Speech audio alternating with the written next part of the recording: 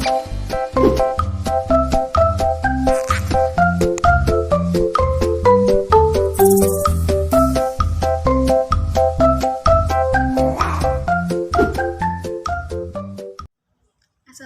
warahmatullahi wabarakatuh. Perkenalkan, nama saya Siti Nur Imamah dengan NIM 2111011000065. Di sini saya akan menjelaskan sebuah materi tentang konflik sosial pendidikan untuk memenuhi tugas dari mata kuliah Sosiologi Pendidikan Islam. Yang pertama di sini adalah konflik dan pendidikan. Yang mana kata lain dari konflik sendiri adalah pertengkaran, pergumulan, perselisihan tentang suatu pendapat atau keinginan, serta pemisahan atau pertentangan. Sedangkan dalam Kamus Besar Bahasa Indonesia, konflik ini berarti pertengkaran atau perselisihan. Sementara berdasarkan dari leksikon sosiologi, konflik ini adalah suatu perjuangan terbuka antara individu dan kelompok dalam suatu masyarakat atau negara.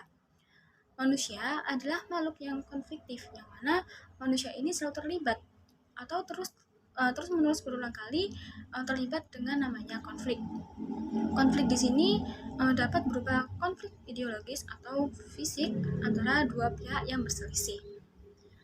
Menurut Francisco, dia menambahkan bahwa konflik ini adalah persinggungan dan pergerakan bagian dari aktivitas sosial, yang mana jadi konflik di sini adalah perselisihan atau pertentangan yang ditandai oleh pergerakan dari beberapa oknum tertentu yang mengakibatkan adanya perselisihan.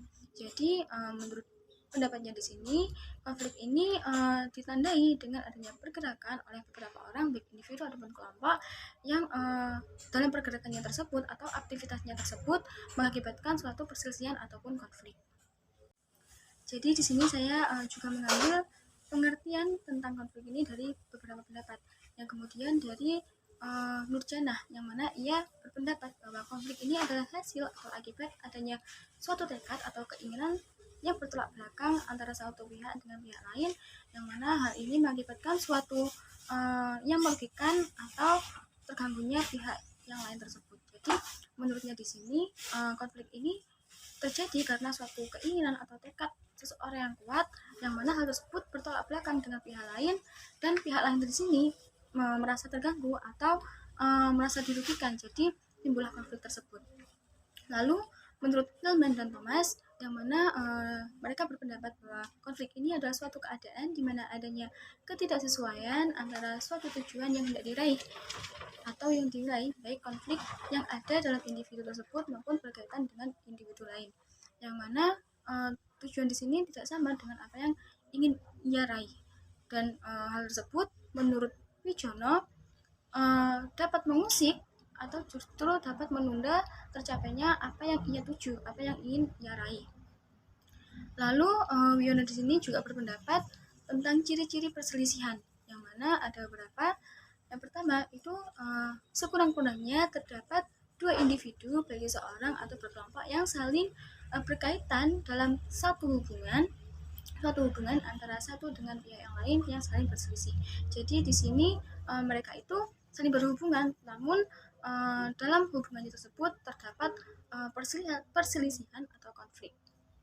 Lalu yang kedua, perselisihan antara dua pihak baik secara individu ataupun grup dalam mencapai suatu tujuan, yang mana di sini mereka bermain peran dan kekeh dalam mencapai suatu yang ingin mereka capai, atau adanya suatu nilai atau norma yang saling berlawanan dan tidak sependapat. Jadi di sini adanya sesuatu yang tidak sependapat dari kedua pihak tersebut. Lalu yang ketiga adalah muncul hubungan satu sama lain yang ditandai dengan adanya perlakuan yang sudah direncanakan agar saling menekan. Jadi yang ketiga di sini suatu perlakuan tersebut sudah direncanakan antara satu pihak dengan pihak yang lain, yang mana memengaruhi untuk mengurangi dan menjatuhkan terhadap pihak lawan supaya dirinya tersebut atau individu tersebut mendapat keuntungan secara pribadi, yang mana baik dari status, jabatan, serta untuk memenuhi kebutuhannya atau kepentingannya seperti pakaian, materi, kesejahteraan, serta tunjangan bagi dirinya atau suatu kebutuhan yang pribadi seperti bonus atau rumah, dan suatu yang bersangkutan dengan kebutuhan sosio-psikologisnya, yakni tentang kepercayaan, rasa aman, dan suatu penghargaan. Lalu kemudian yang keempat adalah tumbuhnya perilaku saling bertolak belakang antara satu pihak dengan yang lain sebagai akibat pertentangan yang terus berkelanjutan. Yang keempat di sini ciri-cirinya yaitu adanya bertolak belakangnya antara satu pihak dengan yang lain akibat pertentangan yang terus menerus berkelanjutan, tidak ada titik terangnya. Lalu yang kelima adalah timbulnya ketimpangan atau perselisihan karena adanya suatu usaha yang dilakukan oleh masing-masing orang yang berselisih tersebut yang berkaitannya dengan status sosial, kedudukan, golongan, pangkat, dan sebagainya, agar di sini itu antara kedua pihak di sini itu saling mengambil keuntungan untuk dirinya sendiri, yaitu untuk dirinya itu lebih unggul dari pihak yang dilawaninya. Lalu di sini ada 5 jenis konflik atau perselisihan yang terjadi dalam kehidupan organisasi. Yang pertama adalah konflik atau perselisihan pada individu, yang mana perselisihan ini muncul karena seorang yang merasa bingung pada pekerjaan yang mesti ia kerjakan, yaitu antara mana yang harus ia kerjakan terlebih dahulu antara pekerjaannya tersebut, karena tugasnya yang banyak dan seseorang itu diminta untuk mengerjakan pekerjaan yang lebih dari kemampuannya tersebut. Jadi konflik di sini karena seseorang tersebut merasa tidak pandai atau kurang dalam penanganan suatu pekerjaan atau hal yang harus dikerjakan oleh dirinya. Lalu yang kedua adalah perselisihan antara seseorang dalam satu organisasi. Jadi perselisihan di sini muncul karena adanya gesekan yang berkaitan dengan perbedaan kepribadian atau kedudukan antara satu orang dengan orang lain dalam suatu kelompok tersebut. Lalu yang ketiga adalah konflik atau perselisihan antara kelompok dengan individu, yang mana perselisihan ini terjadi karena adanya paksaan oleh kelompok kerjanya sendiri, yang mana hal ini seseorang ini tidak terima dalam menanggapi suatu aturan atau sesuatu aturan yang ditekankan pada kelompoknya meskipun untuk kelompoknya sendiri. Jadi di sini itu salah seorang di sini adalah semaunya sendiri, tidak mau mengikuti aturan yang ada pada kelompoknya. Seperti hanya individu yang mendapatkan hukuman karena melakukan penyimpangan terhadap aturan-aturan kelompok, padahal aturan tersebut itu demi kebaikan atau kekompakan kelompoknya sendiri. Lalu yang kedua adalah perselisihan antara kelompok yang masih satu organisasi, yang mana perselisihan di sini terjadi antara kelompok yang masih satu rumpun. Pasti ada sebab yang melatar belakanginya. Contohnya saja karena suatu organisasi tersebut ada pembagian bidang dalam melaksanakan suatu tugas, atau di sini ada pembagian tersendiri dalam suatu tugas-tugas yang harus diselesaikan. Lalu dalam organisasi ini suatu rencana yang harus dilakukan oleh kelompok-kelompok tersebut, cara pandangnya itu dalam mengerjakannya tersebut adanya kesalahpahaman dan jadi suatu konflik yang ada pada kelompok tersebut. Lalu yang E adalah konflik antara organisasi, yang mana disebabkan karena adanya bentuk persaingan baik dari segi sosial, ekonomi, kedudukan, atau suatu hal yang menurut mereka penting bagi berdirinya organisasi. Konflik semacam ini sebagai sarana untuk mengembangkan apa yang ingin dicapai pada organisasi tersebut. Jadi konflik di sini terjadi antara organisasi satu dengan organisasi lain, yang mana salah satu organisasi di sini ingin mengembangkan suatu organisasinya, namun hal tersebut dianggap sebagai ancaman atau suatu yang akan merugikan bagi organisasi lainnya. Lalu perselisihan yang terjadi dalam organisasi atau kelompok itu terjadi karena beberapa faktor. Yang pertama, faktor individu itu sendiri atau manusia itu sendiri. Yang pertama disebabkan karena kepemimpinan atau kepimpinannya sendiri, terutama karena cara pemimpinnya itu terlalu mengekang atau seenaknya sendiri terhadap bawahannya. Jadi di sini orang tersebut berlaku atau bertempat sebagai seorang pemimpin, yang mana cara memimpinnya itu terlalu mengekang atau seenaknya sendiri terhadap bawahannya atau pekerjanya. Lalu yang kedua di sini, seseorang ini bertempat sebagai anggota, yang mana dirinya ini terlalu menegakkan peraturan-peraturan secara kaku, atau semua anggota ini harus mematuhi peraturan dengan tepat dan tidak boleh ada yang menyalahi aturan tersebut. Lalu yang ketiga adalah konflik yang muncul karena ciri-ciri kepribadian anggota, yang mana ciri-ciri ini atau sifat-sifat seseorang di sini adalah sifat-sifat yang kurang baik atau buruk, seperti halnya seseorang tersebut yang egois, terus gampang baperan atau gampang kebawa suasana, lalu sikap yang berlebihan atau seenaknya sendiri. Kemudian faktor dari kelompok atau organisasi itu sendiri, yang mana di sini adanya perebutan fasilitas atau sumber daya dalam sarana prasarana yang ada pada unit tersebut, yang mana seperti uang atau materi yang lain di sini itu sifatnya dibatasi. Jadi antara kelompok satu dan kelompok lain dalam suatu organisasi tersebut atau unit dalam suatu organisasi tersebut ini saling berebutan, karena mereka juga beranggapan bahwa tugas mereka juga membutuhkan hal tersebut. Jadi mereka tidak bisa tidak bisa memikirkan untuk kelompok lainnya, karena tugas mereka juga penting dan harus mereka selesaikan juga pada saat itu. Jadi timbullah konflik tersebut. Lalu adanya perbedaan dari tujuan unit dalam organisasi atau lembaga, yang mana setiap unit ini memiliki bidang khusus secara serta tujuannya, pekerjaan, tugas, dan industri yang berbeda dari unit lainnya. Lalu perbedaan di sini kerap menimbulkan perselisihan antara kepentingan dari unit yang bersangkutan. Contohnya saja seperti pada bidang penjualan, di sini ingin harga produk tersebut rendah, yang mana ingin menarik terlebih dahulu banyak pelanggan terhadap produk yang akan dijual. Sedangkan pada bidang produksi, di sini ingin menjual produk tersebut dengan harga yang tinggi, yang mana untuk memajukan bisnisnya.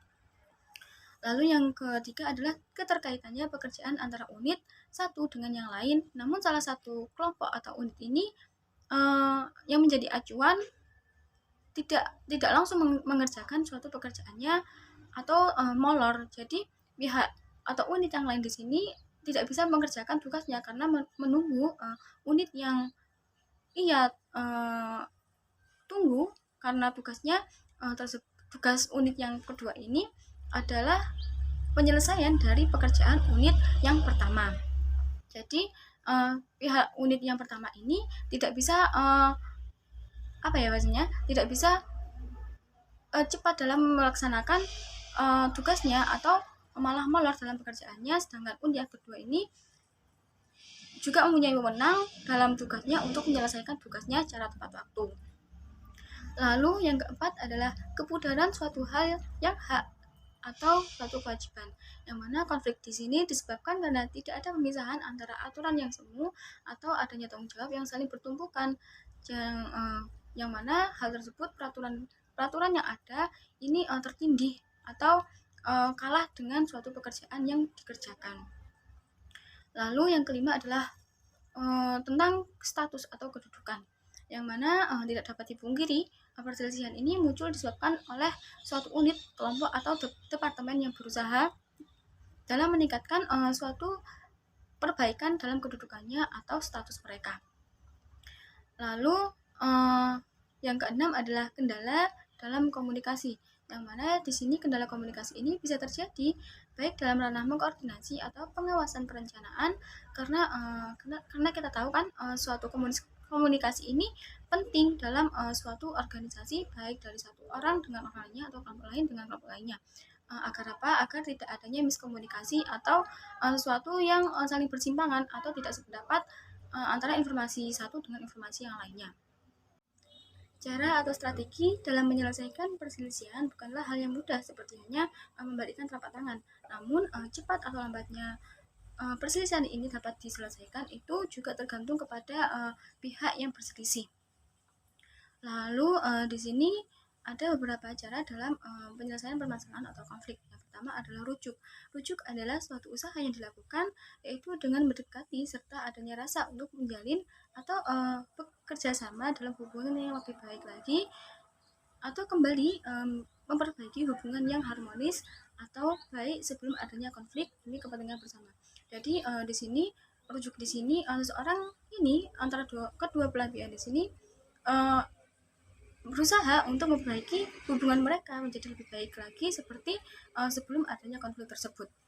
Lalu yang kedua adalah persuasi, yaitu adalah usaha membujuk atau mengaruhi suatu pihak dengan memperlihatkan suatu kerugian yang terjadi karena hal tersebut agar keduanya ini atau salah satu orang yang berkonflik di sini sama-sama mengerti dampak atau akibat yang terjadi karena konflik tersebut. Jadi sehingga mereka di sini sama-sama mengerti atau memahami tentang sebab akibat yang terjadi karena konflik tersebut. Jadi di sini kedua pihak di sini saling perlihatkan atau saling biasanya memberitahukan dampak apa yang perselisihan yang terjadi tersebut terhadap kelompok mereka atau terhadap diri mereka. Lalu yang ketiga adalah tawar-menawar, yaitu suatu cara menyelesaikan perselisihan dengan menggunakan cara saling menukar kelonggaran atau suatu hal yang dapat diterima kedua pihak tersebut. Jadi di sini kedua pihak ini saling menukarkan pendapat atau saling menukarkan suatu kelonggaran atau suatu keuntungan pada pihak yang lainnya, yang mana pada cara ini bisa menggunakan interaksi secara tidak langsung atau lewat perantara tanpa memberikan janji atau kesepakatan secara gamblang. Lalu yang kedua adalah penyelesaian konflik secara terarah, yang mana suatu cara ini memecahkan konflik dengan menggabungkan pendapat pihak yang berselisih, yaitu jalannya yang dilakukan dengan melakukan pertukaran perasaan, informasi, kebenaran, yang mana hal ini berjalan dengan jujur atau terbuka. Jadi di sini satu pihak dengan pihak yang lain yang dalam suatu perselisihan di sini saling menukarkan informasi atau pertukaran, tapi dengan cara kejujuran, dengan cara yang terbuka. Jadi semua ini tidak ada yang ditutupi atau tidak ada suatu kebohongan dalam pemberian informasi tersebut agar salah satu di sini diberi lebih menang atau unggul karena kebohongan yang ia lakukan.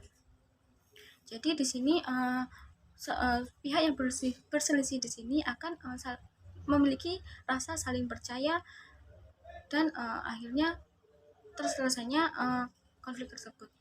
Lalu yang adalah mengalah atau memisahkan diri. Jadi salah satu cara di sini adalah satu pihak ini mengalah atau memisahkan diri dari kelompok yang berselisih tersebut. Jadi mereka di sini tidak mau ambil pusing atau bahasanya tidak mau perselisihan tersebut terus-menerus terjadi. Jadi di sini pihak ini ya sudah apa yang mereka mau biarkan mereka dapat dan dia mengalah dengan apa yang ingin mereka tuju gitu. Lalu yang F adalah pemaksaan atau mengintimidasi, yaitu cara ini dilakukan dengan mengintimidasi atau memaksa pihak lawan supaya mundur, yang mana akan lebih tepat apabila salah satu pihak mempunyai kekuasaan yang terstruktur atau manajemen atas pihak lain. Jadi di sini suatu pihak ini menekan atau mengintimidasi pihak yang lain untuk mundur, apalagi hal ini terhadap pihak atau suatu oknum ini lebih tinggi, lebih lebih memiliki wewenang terhadap kelompok tersebut. Jadi peluang besar baginya untuk mengintimidasi atau menekan kemunduran atas pihak lain yang ada di bawahnya tersebut. Lalu yang G adalah ikut andilnya orang ketiga. Jadi di sini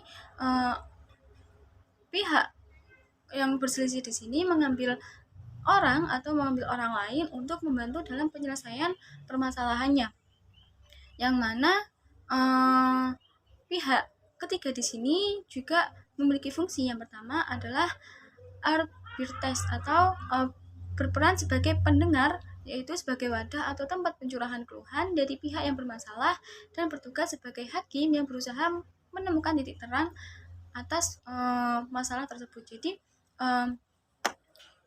orang ketiga di sini berkedudukan sebagai pendengar atau yang menerima keluh kesah dari kedua pihak yang berselisih, sehingga pihak ketiga di sini mendapatkan solusi atau cara untuk mendapatkan cara untuk menyelesaikan masalah tersebut. Lalu yang kedua adalah penengah, yang mana orang ketiga di sini adalah bertugas sebagai jembatan atau yang diminta sebagai penengah antara perselisihan tersebut. Pihak ketiga di sini berkedudukan sebagai mediator atau jembatan yang memperbaiki hubungan yang telah rusak, mengurai masalah agar lebih jelas dan membuka jalan sebagai tujuan dalam penyelesaian sesuatu yang dipermasalahkan secara struktur dan menjernihkan serta membantu mengumpulkan fakta-fakta tentang permasalahan tersebut.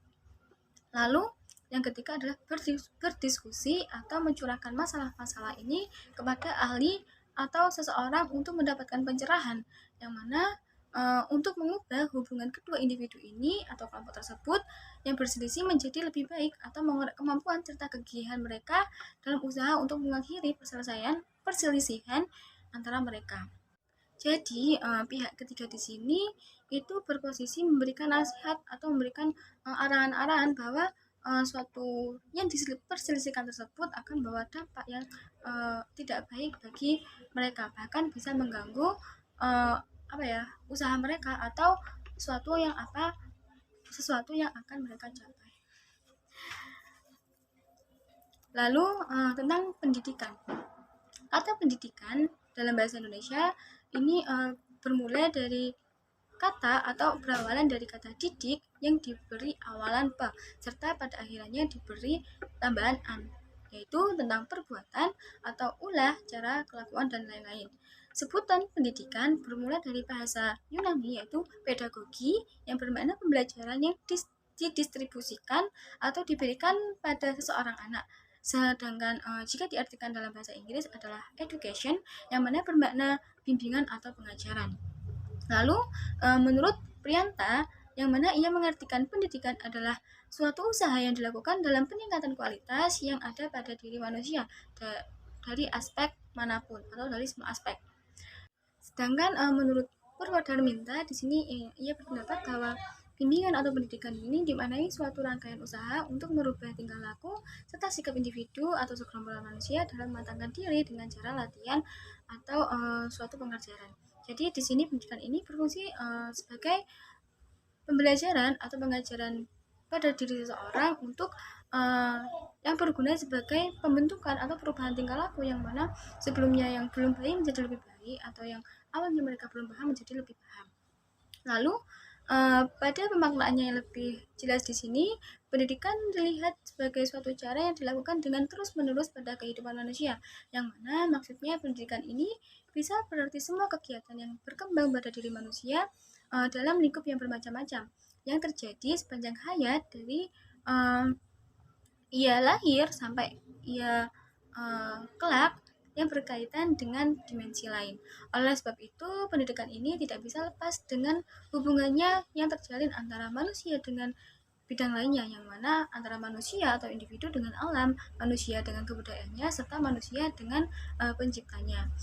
Jadi, pengertian pendidikan secara luas ini dapat diartikan bahwa kegiatan pendidikan ini bisa terjadi atau dilakukan dimanapun, kapanpun, tanpa ada kaitannya dengan waktu atau tempat, baik dari universitas, sekolah, lingkungan keluarga, serta lingkungan masyarakat. Selain itu, pada pengertiannya yang lain, juga menekankan bahwa kegiatan pengembangan kepribadian seorang pada hakikatnya merupakan melalui proses pengalaman individu tersebut, tetapi pengalaman tersebut harus mengantarkan seorang itu pada pertumbuhan batin, sehingga mereka dapat hidup dengan pertumbuhan batin tersebut di lingkungan yang bermacam-macam rintangannya, dan tantangan tersebut dapat ia hadapi tanpa bergantung dengan orang lain. Lalu pendapat Dewey terkait dengan pendidikan ini jelas menekan sebuah pengalaman merupakan fondasi atau dasar dalam pendidikan, serta termasuk usaha siswa tersebut untuk mengembangkan potensi yang ada pada dirinya, yaitu pendidikan ini memberikan kebutuhan pada setiap individunya. Lalu kita tahu bahwa pendidikan adalah suatu hal yang penting pada kehidupan seseorang karena terkait dengan keberlangsungannya hidup di masa depan. Artinya setiap orang setiap orang di sini berhak menerima serta selalu berharap untuk berkembang menjadi yang lebih baik untuk dirinya melalui pendidikan ini. Lalu sebuah pendidikan tidak akan pernah berakhir, yang mana pendidikan secara umum ini berarti suatu jalan atau proses kehidupan di mana setiap individu dapat berkembang dan menjalin kehidupan. Itulah mengapa orang yang berpendidikan ini sangat penting, yang mana manusia ini diajar atau dibimbing agar berguna bagi bangsa, masyarakat, serta negaranya sendiri. Lalu tempat pendidikan pertama yang dilakukan oleh manusia itu adalah keluarga atau lingkungan keluarga, lalu dan juga lingkungan masyarakat, yang mana pendidikan keluarga dan masyarakat ini termasuk pada pendidikan informal, karena keluarga adalah tempat pertama terjalinnya suatu pendidikan yang mana di sini dilakukan oleh orang tua dan anak, serta lingkungan masyarakat yang ada pada lingkungan rumahnya tersebut. Lalu ada lingkungan sekolah yang disebut sebagai pendidikan formal. Lalu dalam pembelajaran atau pendidikan terdapat elemen-elemen menurut Fata Morgana WordPress, yang mana mencakup tentang pendidik, siswa atau peserta didik, dan interaksi edukatif antara peserta didik dan pendidik. Lalu kaitan lain tentang elemen dalam pendidikan yang lainnya adalah materi pembelajaran, tujuan pembelajaran, metode dan alat, serta lingkungan terjadinya pembelajaran. Lalu masalah yang berkaitan dengan terselenggaranya suatu pendidikan. Yang pertama adalah kurangnya mutu alat atau sarana, yang mana kita tahu tidak sedikit lembaga sekolah yang bangunannya rusak, seperti kepunyaannya, staf pemakaiannya, alat tunjangan belajar yang kurang, buku referensi yang tidak memadai. Selain itu, laboratorium atau alat teknologi yang tidak memadai atau tidak menjamin mutu untuk digunakan dalam pendidikan tersebut. Lalu, rendahnya kualitas guru, yang mana kita tahu juga banyak sekali guru yang tidak mempunyai profesionalisme, yang mana di sini guru ini hanya mengajar tetapi tidak mendidik. Bahasanya di sini guru tersebut hanya memberikan pengajaran atau bahan ajar tanpa mengajar dengan model-model pembelajaran yang dapat meningkatkan mutu atau kualitas peserta didik tersebut. Lalu yang ketiga adalah kurangnya kesejahteraan pada guru, yang mana hal ini berkaitan dengan kualitas pendidikan itu sendiri, seperti halnya tentang gaji pada guru, lalu kedudukan guru yang mana antara PNS dan honorer. Kita tahu bahwa gaji antara guru PNS dan honorer ini sangat jauh berbeda, yang mana hal ini guru honorer ini juga membutuhkan pekerjaan sampingan. Jadi di sini guru ini mempunyai tempat penghasilan lain atau jalur penghasilan lain selain dari menjadi guru tersebut. Lalu yang keempat adalah rendahnya atau kecilnya prestasi peserta didik, yang mana karena masalah yang sudah disebutkan sebelumnya, masalah-masalah yang saya sebutkan tadi itu menyebabkan prestasi siswa menjadi rendah, karena hal tersebut berkaitan dalam menunjang prestasi peserta didik tersebut dalam suatu pendidikan, seperti kurangnya atau tidak terjaminnya suatu sarana dan prasarana dalam pendidikan. Lalu yang kelima adalah tidak meratanya pendidikan, yang mana peluang atau anak dalam pendidikan yang masih minim atau terbatas, yang mana hal ini berpengaruh dalam suatu sumber daya manusia itu sendiri, dan disebabkan hal itu pentingnya strategi atau cara kebijakan akan hal tersebut. Lalu yang keenam, minimnya kaitannya pendidikan atau pembelajaran dengan kebutuhan yang dipandang dari banyaknya pengangguran, dari kelulusan peserta didik, serta adanya ketidakcocokan tentang hasil suatu pendidikan dengan kebutuhan dalam dunia kerja yang mereka setelah lulus nanti. Lalu yang selanjutnya adalah mahalnya biaya pendidikan. Di sini kita sering mendengar bahwa terdapat kalimat pembelajaran atau pendidikan yang berkualitas itu tidak murah, yang di sini berarti mempengaruhi tentang anggaran yang digunakan atau diperlukan dalam mengikuti suatu pendidikan itu mahal atau tidak murah. Jadi masyarakat di sini banyak yang memilih untuk tidak sekolah atau putus sekolah karena kekurangannya biaya pada ekonomi lingkungan keluarga mereka. Lalu cara mengatasi masalah yaitu dengan adanya perombakan atau perubahan yang dimulai dari pengubahan paradigma tentang pendidikan itu sendiri terhadap masyarakat.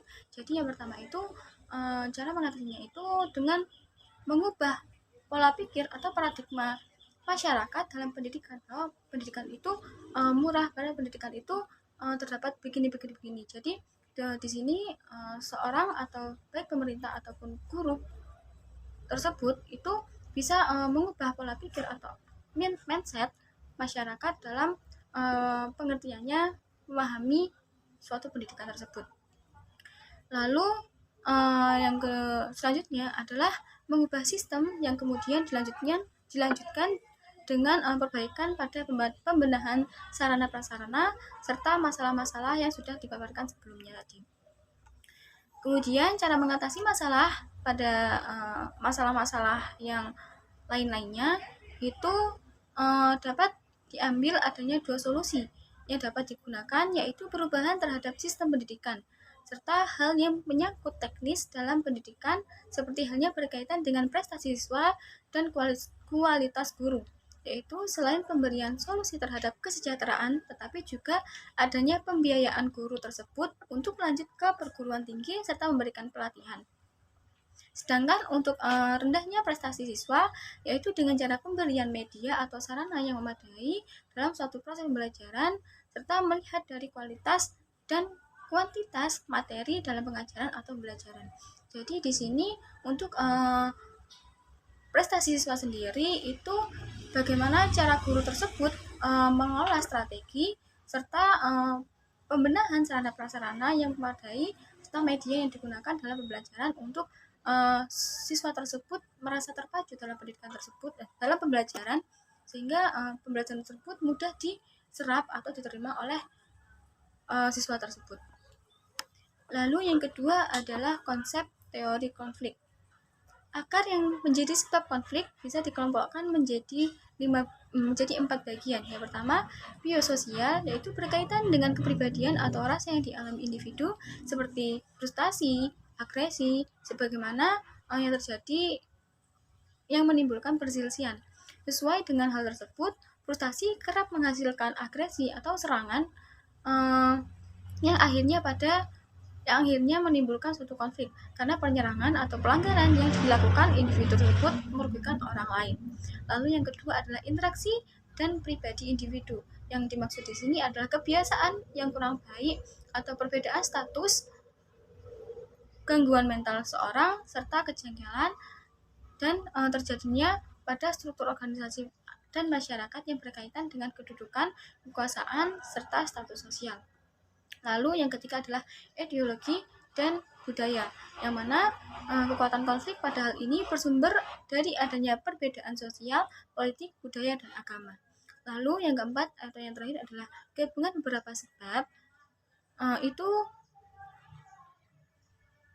karena keadaan tertentu yang menjadikan sebab-sebab perselisihan itu menjadi satu yang awalnya ringan hingga menjadi rumit atau kompleks. Jadi di sini awalnya masalah-masalah tersebut itu sedikit atau kecil, tidak mempengaruhi terhadap pihak lain. Namun karena tidak adanya penyelesaian menjadi bertumpuk-tumpuk, jadinya menjadi banyak dan menjadi rumit untuk diselesaikan. Masalah pada sekolah pasti menjadi hal yang sering ditemukan apalagi pada pendidikan. Bahkan orang yang berada atau berkaitan dengan pendidikan tersebut mempunyai ruang atau mempunyai celah bagi diri mereka untuk terjadinya konflik, baik dari peserta didik dengan peserta didik lain, peserta didik dengan pendidik, terus peserta didik dengan orang luar, pendidik dengan kepala sekolah, dengan pendidik atau orang yang berada atau yang termasuk dalam lingkup pendidikan tersebut. Semua itu bisa berpeluang menjadikan dirinya tersebut bisa terdapat pada mendapatkan suatu konflik.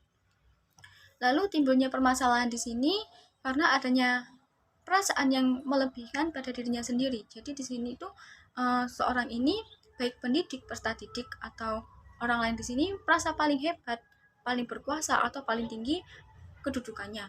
Jadi di sini orang ini salah satunya merasa tersinggung perasaannya karena sebab tersebut. Lalu perbedaan pendapat, suatu pemahaman baik dari siswa, guru, staf, bahkan orang tua.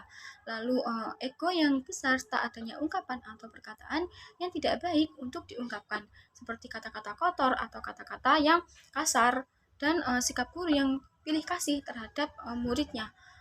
Lalu adanya geng dalam sekolah atau saling pengelompokan diri terhadap siswa satu dengan siswa yang lain, serta kebijakan kepala sekolah atau pemimpinnya mengakibatkan permasalahan karena suatu perbedaan atau suatu yang tidak nyaman yang akhirnya timbullah konflik tersebut. Lalu teori konflik, teori konflik adalah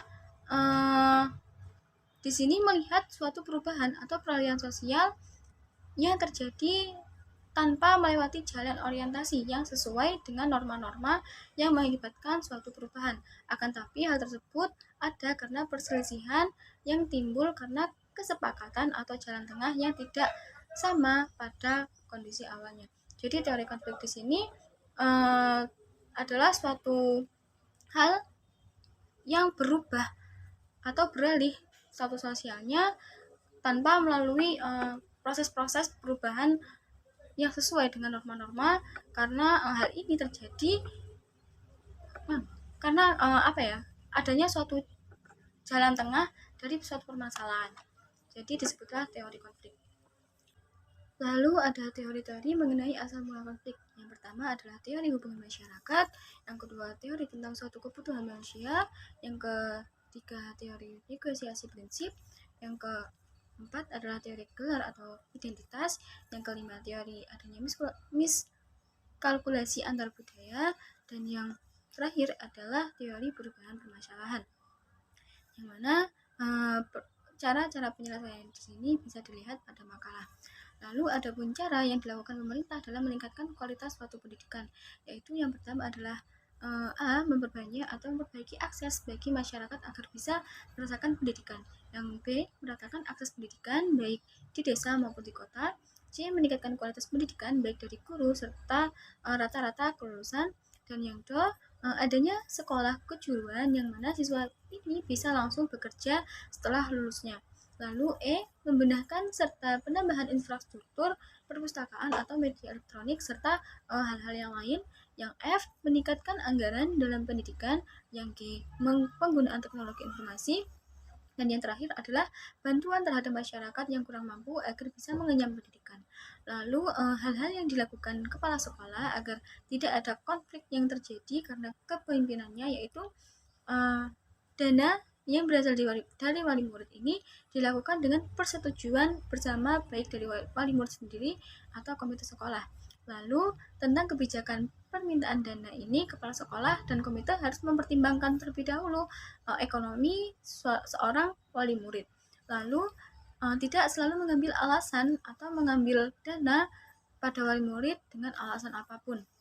Lalu dana yang dia dapatkan baik dari wali murid, pemerintah atau yang lainnya itu tidak dipakai untuk kesenangan sendiri, tetapi dipakai untuk kebermanfaatan bersama, seperti contohnya pembangunan infrastruktur atau gedung-gedung yang bisa digunakan untuk bersama-sama.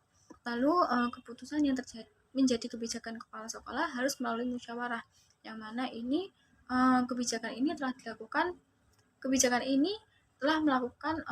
harus dilakukan evaluasi sehingga adanya perbaikan dan tidak adanya konflik atau meminimalisir konflik yang terjadi atau konflik yang sama setelah keputusan tersebut dilakukan. Lalu yang terakhir adalah menyikapi konflik sosial pendidikan. Terlepas dari banyaknya hal yang melatar belakangi masalah, yaitu latar belakang yang menjadikan timbulnya suatu konflik, perbedaan kepentingan individu dalam kelompok atau masyarakat yang semuanya saling berhubungan dalam realitas sosial yang kompleks. Konflik tidak bisa dihindari dan dianggap hantu. atau momok yang menakutkan dalam kehidupan organisasi, tetapi dilihat sebagai dinamika dalam setiap individu, setiap aktivitas individu atau organisasi akan hidup dan berkembangnya adanya karena konflik tersebut akan mendorong dari suatu hal yang maju perkembangan dalam dirinya tersebut. Jadi di sini dalam menyikapi konflik di sini setiap individu bisa jangan menganggap konflik atau perselisihan yang terjadi atau permasalahan yang terjadi ini sebagai momok, sesuatu yang harus dihindari, tapi harus ia jalani, karena dengan konflik tersebut itu adalah suatu jalan atau peluang bagi mereka bisa menggapai apa yang ia capai, dan suatu hal yang akan memacu atau mendorong apa yang pada dirinya itu untuk terus maju. Jadi karena konflik di sini mereka akan tahu sampai batas mana mereka bisa melakukan suatu perbuatan atau suatu kegiatan yang bisa mengubah atau memacu dirinya menjadi lebih baik atau dalam meraih suatu yang ingin ia tuju. Selain itu, sikap atau perilaku seorang dalam menyelesaikan konflik atau permasalahan ini yang terjadi pada dirinya ini jangan malah dihindari atau menjauhinya, karena hal tersebut malah membuat dirinya tidak bisa keluar terhadap masalah itu sendiri, sehingga permasalahan itu atau permasalahan yang ia hadapi ini bukan hilang, bukan malah selesai, tapi malah menjadi semakin besar, dan orang tersebut malah tidak bisa keluar atau tidak bisa menyelesaikan permasalahan tersebut, akan tetap berada ketakutan karena masalah tersebut. Lalu karena hal tersebut maka aktivitas orang tersebut akan menjadi terhambat atau tujuan yang ia capai akan menjadi lebih menurun atau tidak bisa cepat dalam prosesnya. Namun di sisi lain, seseorang bisa menangani konflik yang terjadi pada dirinya ini adalah sebagai jalan bagi dirinya untuk berhasil mencapai suatu yang ia cita-citakan atau yang ia angan-angankan. Selain itu, karena masalah tersebut, ia tahu kelemahan atau kekurangan yang ada pada dirinya, sehingga ia dapat menangani masalah atau hal-hal yang ada pada dirinya atau permasalahan yang terjadi di masa depan. Selain itu, ada beberapa cara dalam penyelesaian permasalahan atau konflik ini dengan cara menerapkan ajaran Astabrata agar permasalahan yang timbul dapat diselesaikan dengan baik. Organisasi dapat bergerak maju jika diselesaikan dengan jelas. Bagian-bagian Astabrata ini yang pertama adalah penerapan Indrabrata, yang kedua adalah penerapan Yamabrata, yang ketiga adalah penerapan Surya Brata, dan yang keempat penerapan Chandra Brata, yang kelima penerapan Bayu Brata, yang keenam penerapan Kuwera Brata, dan yang ketujuh adalah penerapan Baruna Brata, dan yang terakhir adalah penerapan Agni Brata. Dan penjelasan-penjelasan ini bisa dilihat pada makalah. Sekian pemaparan materi atau materi yang bisa saya jelaskan. Apabila ada kesalahan kata atau hal-hal yang kurang berkenaan, mohon maaf, dan apabila ada yang kurang jelas bisa ditanyakan. Sekian dari saya. Wassalamualaikum warahmatullahi wabarakatuh.